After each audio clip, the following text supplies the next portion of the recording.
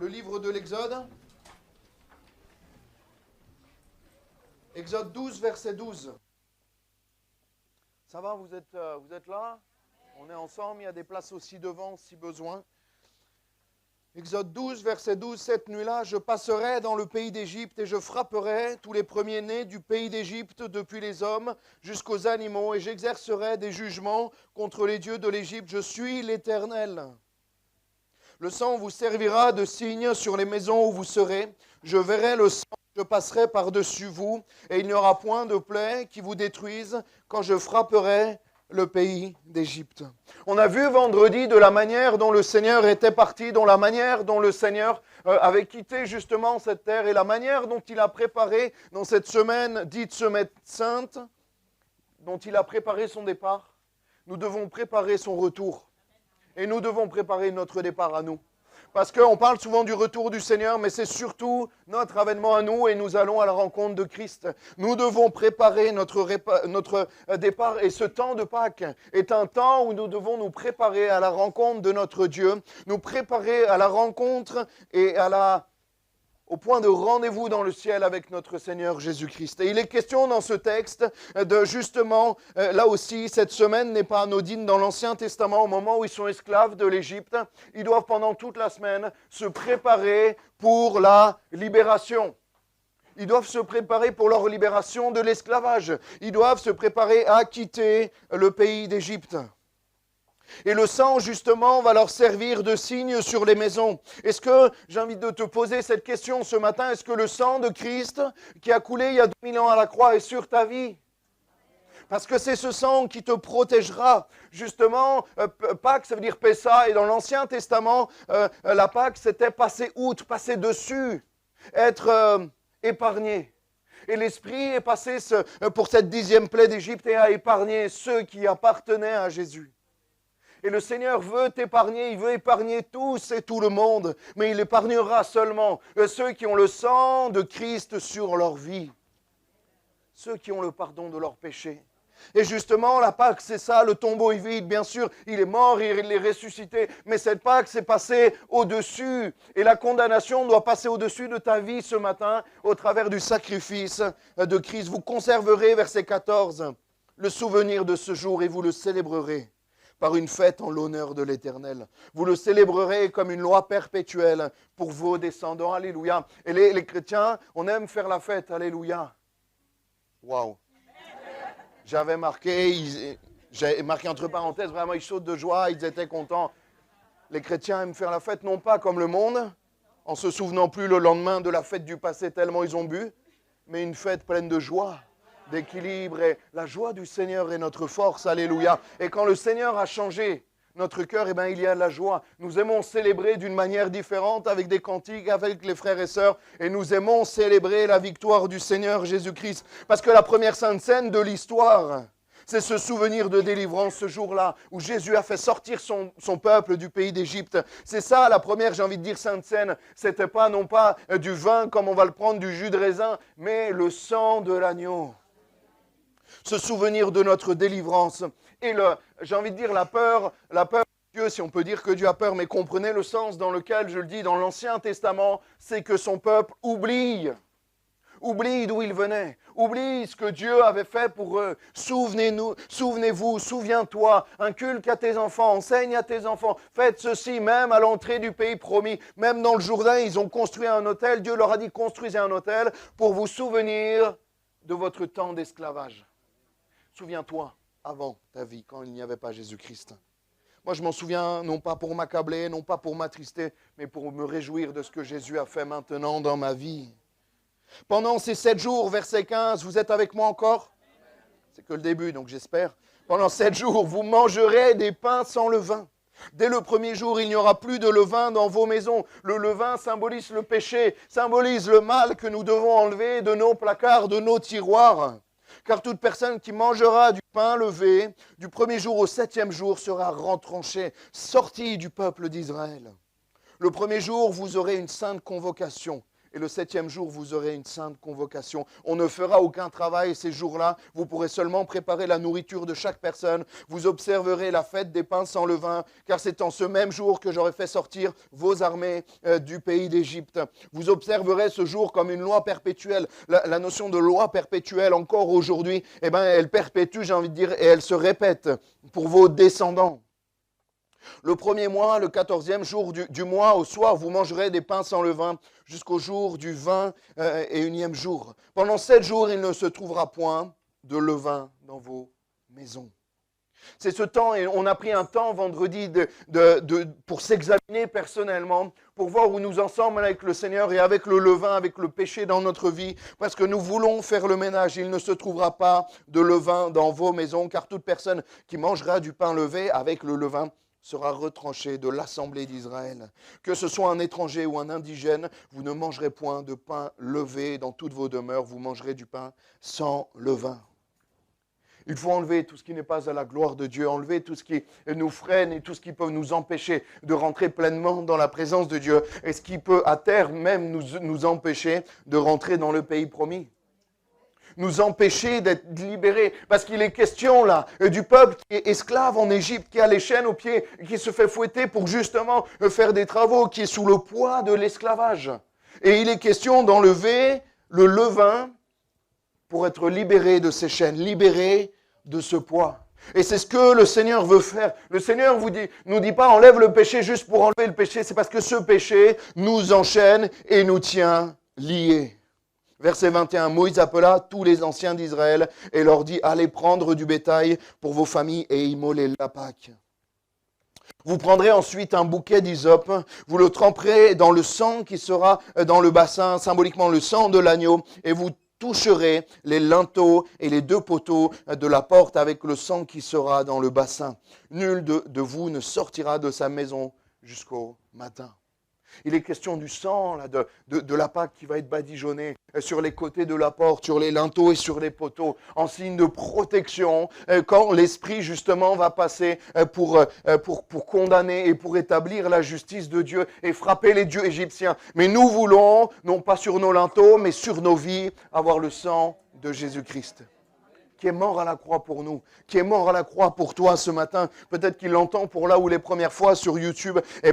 Laisse-moi te dire que c'est un peu peut-être bizarre humainement de parler du sang de Christ qui nous sauve, mais c'est le sang de Christ qui a pris le péché du monde. C'est son sacrifice qui nous a sauvés et qui fait qu'aujourd'hui nous sommes là dans sa présence. Le voile a été déchiré parce que nous ne pouvions pas être en présence de Dieu à cause de notre péché. Mais le voile a été déchiré. Il faudra le faire un jour de Pâques, déchirer un grand voile. Je ne sais pas comment ça va être possible, un drap, de haut en bas, alléluia. Parce que Dieu est venu réconcilier, au travers de Jésus, les cieux et la terre. Quand l'Éternel passera pour frapper l'Égypte, verset 23, et verra le sang sur les linteaux et sur les 2 poteaux, l'Éternel passera par-dessus la porte et il ne permettra pas aux destructeurs d'entrer dans vos maisons pour frapper. Vous observerez cela comme une loi pour vous et pour vos enfants à perpétuité.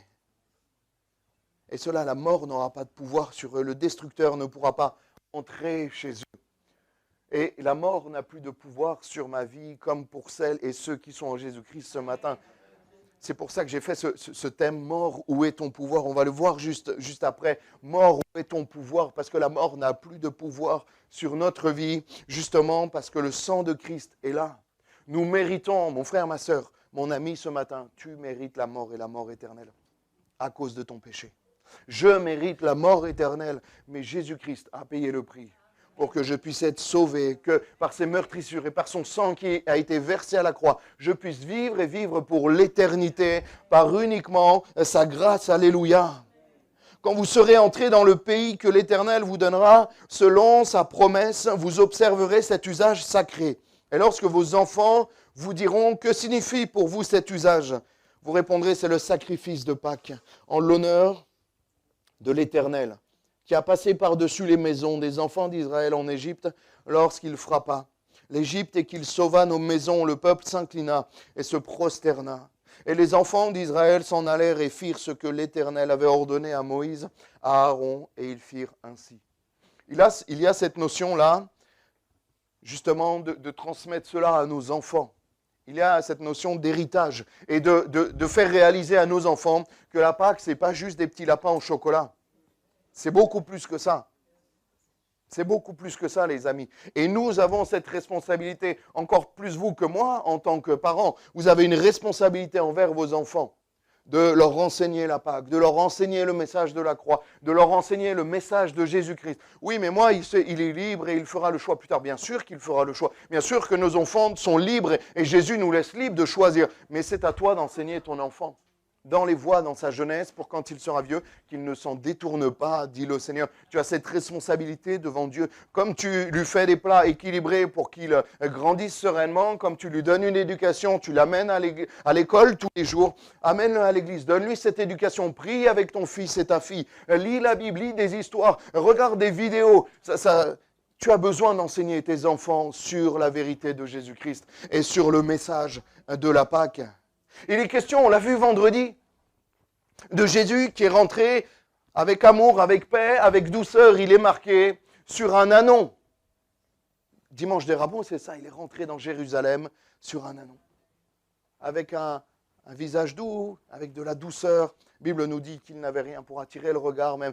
Il y avait cette douceur, il y avait cette humilité. Et ça nous parle de l'agneau de Dieu, qui s'est rendu vulnérable, qui a tout donné, qui a donné sa vie, qui a accepté d'être brisé, qui a accepté d'être humilié. Il a pris ta honte à la croix. Mais il ne va pas revenir sur un ânon. Il va revenir sur un cheval blanc. Excusez-moi, il n'aura pas le même visage parce qu'il va établir sa justice. Il est question de la grâce quand il est rentré dans Jérusalem. Mais nous devons préparer sa deuxième venue et surtout le fait qu'il va venir nous chercher, l'Église de Christ. Mais il ne va pas revenir de la même manière. Il va revenir avec une épée. Il va revenir pour rétablir la vérité et la justice. Et c'est justement cette notion. Il est rentré comme un agneau dans Jérusalem.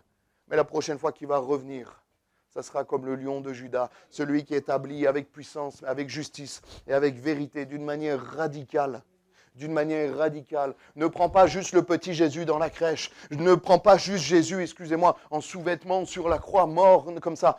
Prends aussi le Jésus qui est tout-puissant et qui vient juger les nations. Qui vient juger les nations, les amis. Et ça, c'est une réalité. Il est à la fois l'agneau, il est à la fois le bébé dans la crèche de Bethléem, mais il est aussi le lion de Juda, celui qui va établir la justice, celui qui va éradiquer le péché et qui va être radical comme il a été radical pour la 10e plaie dans ce pays d'Égypte. Et on sait que l'Égypte symbolise le monde et il va juger le monde. Il va juger le monde. Et nous devons réaliser cela pour comprendre les réalités spirituelles. Vous répondrez. Le peuple s'inclina, verset 27, et après, et se prosterna. Seigneur, nous voulons ce matin nous mettre à genoux, nous prosterner devant ta grandeur, devant ta magnificence, parce que tu as tout donné pour chacun d'entre nous. Verset 29, au milieu de la nuit, l'Éternel parla à tous les premiers-nés frappa tous les premiers-nés dans le pays d'Égypte. L'Éternel, c'est lui, hein? Depuis le premier-né de Pharaon assis sur son trône jusqu'au premier-né du captif dans sa prison et jusqu'à tous les premiers-nés des animaux. Dans tout ce pays d'Égypte, dans toute cette ville et cette localité, il y avait un endroit qui s'appelle Gozen, où était le peuple hébreu. C'était aussi à la base les paysans, les agriculteurs qui étaient très très mal vus en Égypte. Et il y avait leurs maisons, il y avait plein de maisons dans toute l'Égypte. Et chaque maison qui n'avait pas le sang de Christ, l'Esprit est venu et a frappé. L'Éternel frappa tous les premiers-nés dans le pays d'Égypte. Et je te le dis avec beaucoup d'amour. Mais l'Éternel va revenir pour frapper le monde. Il va revenir pour frapper ceux qui ne lui appartiennent pas, ceux qui sont dans le péché. Et il va reprendre ceux qui lui appartiennent, pas ceux qui sont meilleurs que les autres. Ça peut paraître orgueilleux de dire ça, je ne suis pas du tout meilleur que vous. Et en aucun cas, il y a cette notion de au-dessus ou de meilleur entre les convertis et ceux qui ne le sont pas. Mais il y a une notion de péché. C'est parce que justement j'ai reconnu que j'étais pire que les autres, que j'ai reconnu que j'avais besoin de la grâce de Dieu. Et que le Seigneur m'a pardonné. À un moment donné, j'ai plié le genou devant lui. J'ai dit, Seigneur, je ne suis pas bon. Le péché est attaché à moi. Ma nature est mauvaise. Viens changer mon cœur. Viens transformer ma vie. Viens changer mon être entier. Alléluia. Il y a cette notion qu'il va revenir comme le lion de Juda pour établir sa justice, pour nous prendre, pour que là où il est, nous y soyons aussi. Je vais rappeler le groupe de louanges. On va faire en plusieurs étapes avec notamment cette notion de Sainte Seine où on prendra la Sainte Seine d'une manière particulière. Et nous voulons nous examiner nous-mêmes, nous voulons examiner notre cœur et voir. On va prendre peut-être un ou deux chants. On va rentrer dans la louange, dans l'adoration et on veut s'examiner nous-mêmes. Peut-être oublie que tu es là dans l'église et fixe les regards sur le Seigneur. Fixe les regards sur le Seigneur. Parce qu'il est ressuscité et on va le vivre, on va le chanter. Et je voulais, on a mis une couronne sur la croix. Je voulais avoir 2 couronnes, une de fleurs et une d'épines. L'année prochaine, on le fera. Pour qu'il ait pris la couronne d'épines le vendredi soir et que le dimanche matin, on mette la couronne de fleurs. Parce qu'il est ressuscité. Alléluia. Jésus est vivant.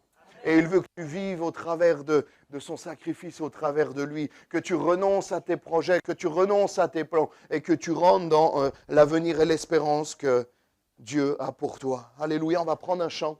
On va commencer à louer, adorer le Seigneur. On va s'examiner. Les frères viendront plus tard pour la Sainte Seine. Il y a encore toute une introduction à la Sainte Seine qu'on fera juste après. Mais on veut s'examiner nous-mêmes par rapport à notre péché, par rapport peut-être à des querelles qu'on a dans notre cœur, des rancœurs ou même un manque de pardon.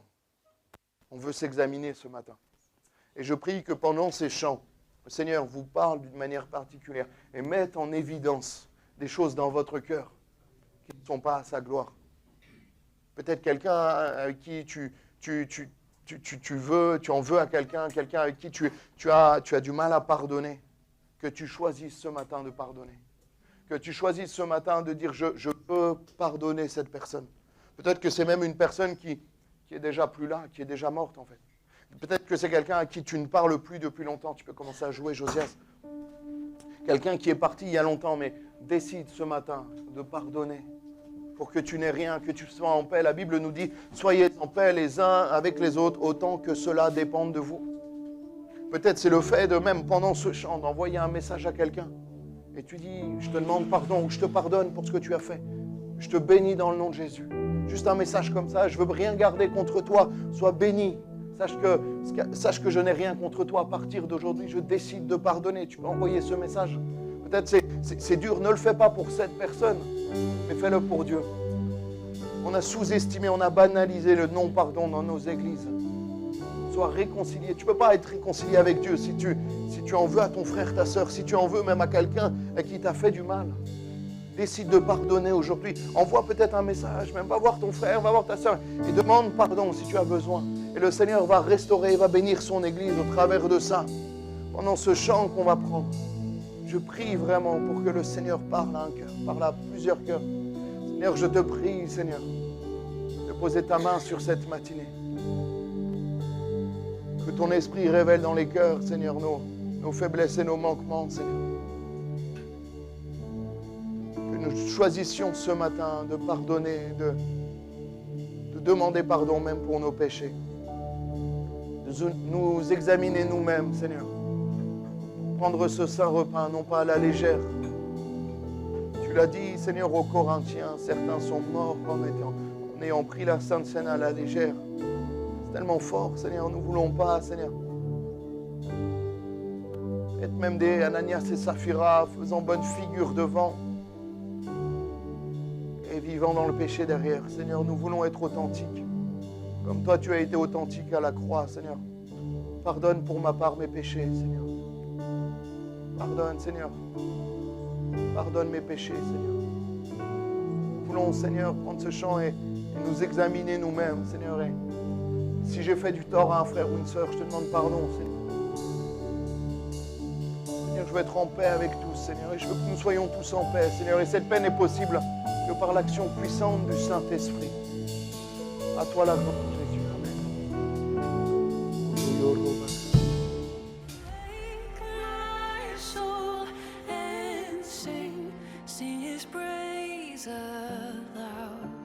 Sing his praise aloud.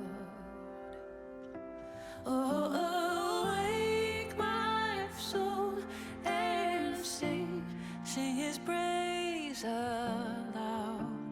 Sing his praise.